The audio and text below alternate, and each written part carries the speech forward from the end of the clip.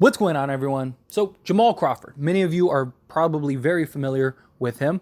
He is now since been retired, but he had a 20-year career that spanned, and he was a legit baller. This dude was an absolute bucket getter. He was a guy that came in the league as a point guard, but spent basically the last 18 years of his career, of that 20-year career, at the shooting guard.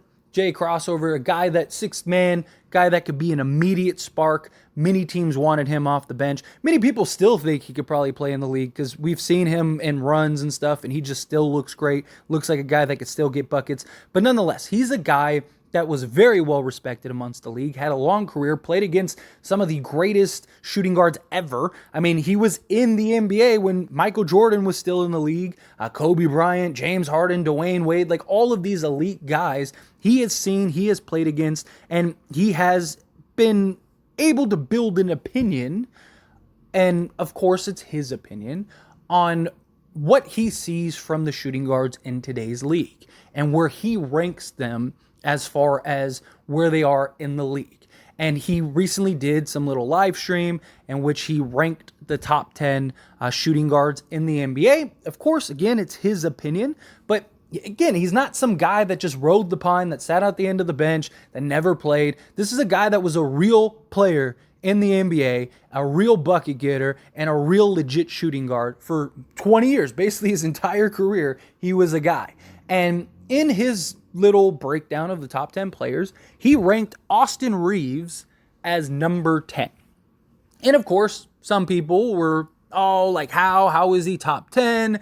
All that stuff. And look, I don't really necessarily think that he's wrong, right? Now, the shooting guard position, when you really think about it and break it down, especially in an NBA where like the guard position now is kind of made with like a lot of combo guards, right? You'll see a lot of guys that are point guards still kind of play the two, right? You get the point shooting guard combo. So it's hard to really distinguish and identify, okay, well, who's solely a point guard, who's solely a shooting guard, so on and so forth, right? And he had other guys on the list, like Devin Booker was number 1, Anthony Edwards number 2, Jaylen Brown 3, so on and so forth, right?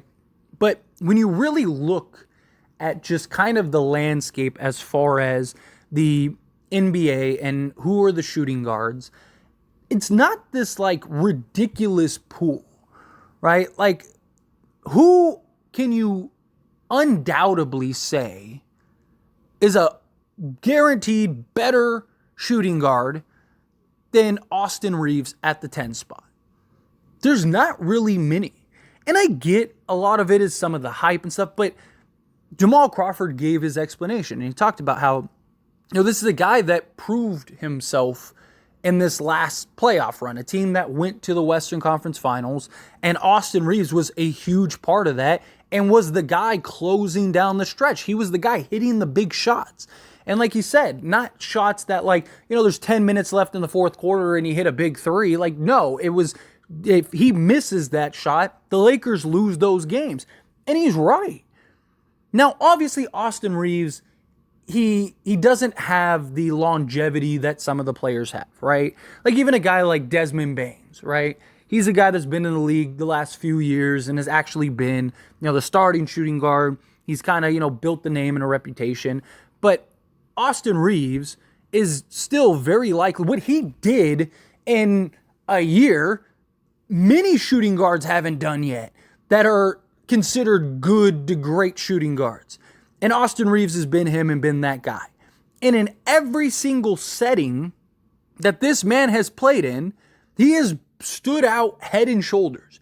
On Team USA, he was literally the number 1 player per rating and was in most executive. They did a whole vote and a whole poll, and I even talked about it here on this channel, that they all voted he was the best all-around player on Team USA. That doesn't necessarily mean he's the best player. Anthony Edwards was the best player, but every metric that you can measure how good and impactful somebody was, Austin Reaves was number 1. And with the Lakers last year, in the time in which he emerged and kind of became that guy, which was during like the back half of the season and then also during the playoffs, again, he was number 1. He was fantastic. He's incredibly efficient, plays the game the right way. He doesn't really take bad shots.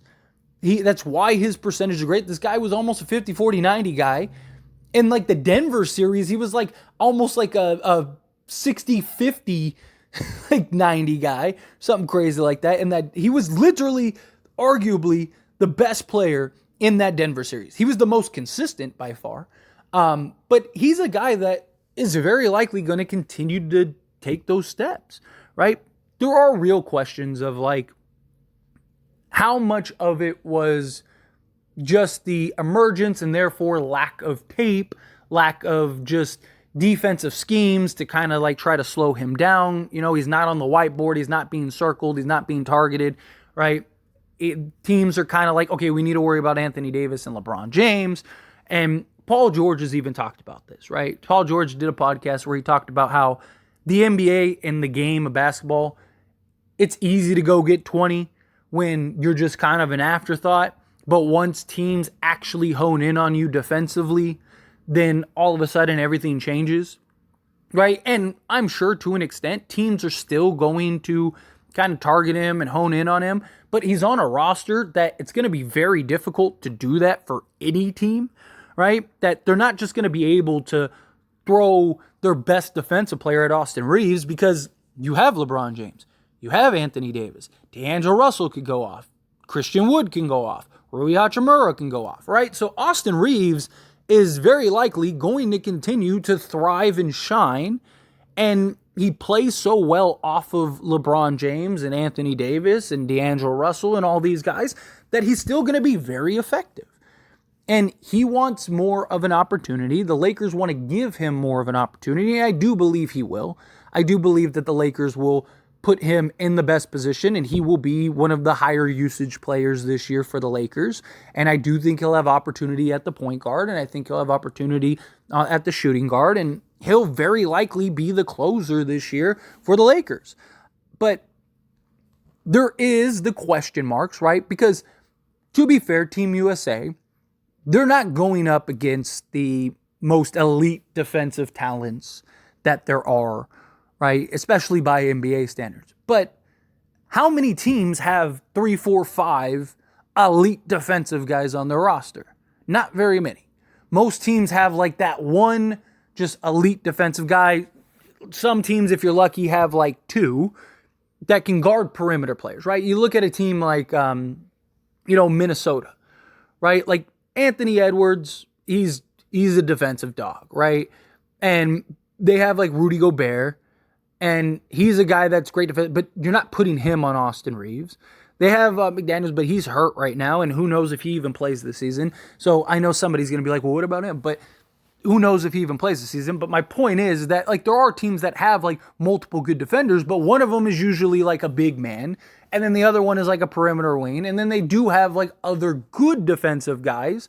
But Austin Reaves has shown he can abuse those guys, that he's crafty enough, he's skilled enough, he's very methodical in how he operates and approaches the offensive side of the basketball, and I just think he's going to get his.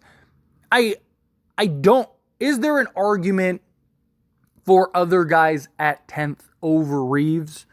Possibly, right? Because you can make an argument for anything. I mean, I can make an argument for Reaves at number 1, right? He was the most efficient shooter in the league last year. Literally better than Steph, better than everybody. He had the highest true shooting percentage. He's a shooting guard. Guess what? If you're number 1 in all of the stats that are shooting guards, you should be number 1 as a shooting guard. You should be the number 1 shooting guard. But I understand talent level. I understand both sides of the basketball. I understand there's superstars and star levels and guys that are playing. There's a lot of factors that go into it. It's not as straightforward as like, well, Austin Reaves was number 1 in every statistic, so therefore he's clearly the best shooting guard. No. But to say he's not in the conversation at least of top 10, I think is silly. I definitely think he is at least in the conversation. If you want to make an argument for some other guys, sure. But again, who are those other guys? Who are the other guys, and what is the argument that they are over Austin Reaves?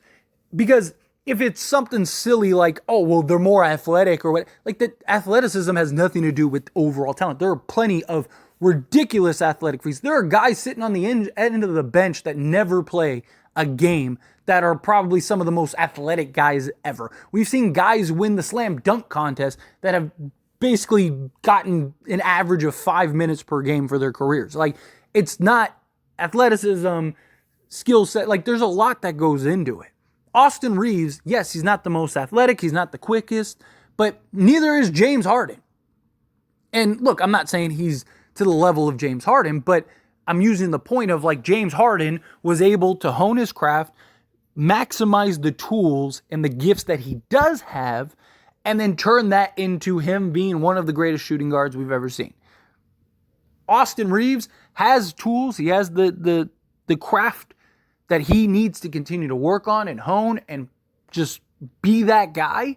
And he will very likely continue to grow and blossom and whatnot.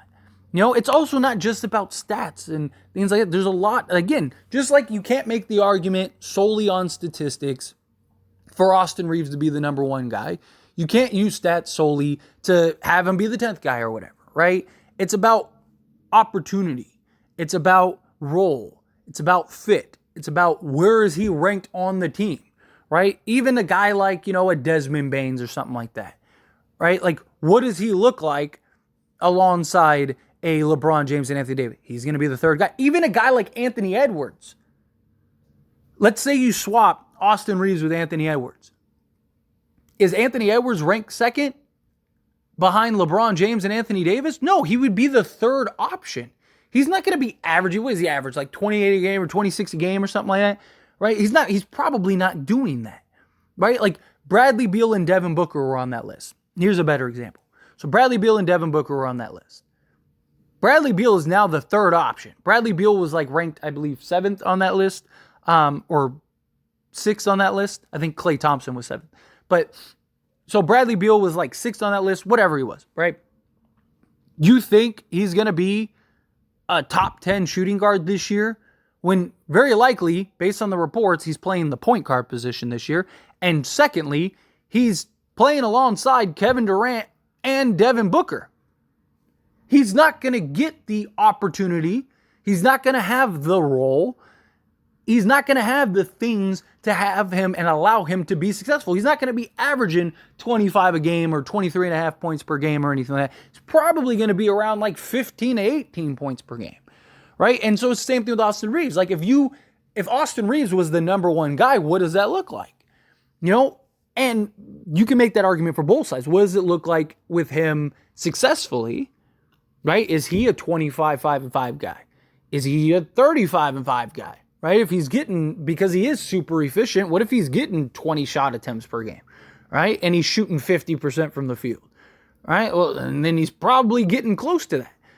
But at the same breath, like, if he is the number one guy, that means the best defender on the other team is guarding him constantly, and they're running entire defensive schemes to basically shut him down. And does he go and just kind of become an average guy?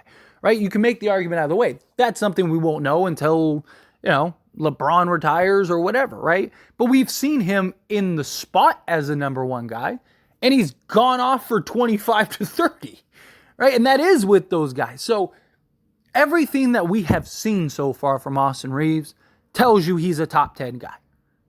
From statistics to eye test to play style to everything, that he is a legit top 10 shooting guard.